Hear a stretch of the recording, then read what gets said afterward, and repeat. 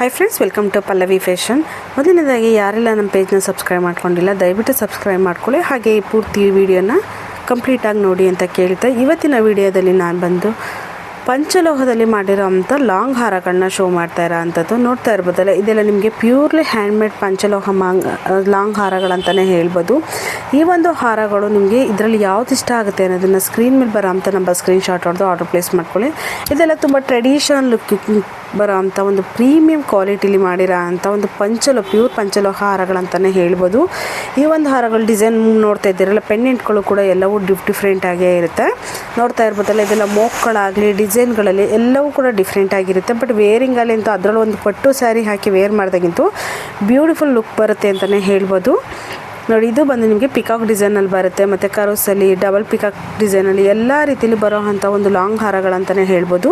ನಮ್ಮ shop locate ಆಗಿರೋದು ಬಂದು ಕೆಂಗೇರಿ ಉಪನಗರ, ಬ್ಯಾಂಗ್ಳೂರಲ್ಲಿ. ಶಾಪಿಗಾರು ವಿಸಿಟ್ ಮಾಡ್ತಿದ್ದು ಈ ವಿಡಿಯೋನ ನೋಡಿದ್ದಕ್ಕೆ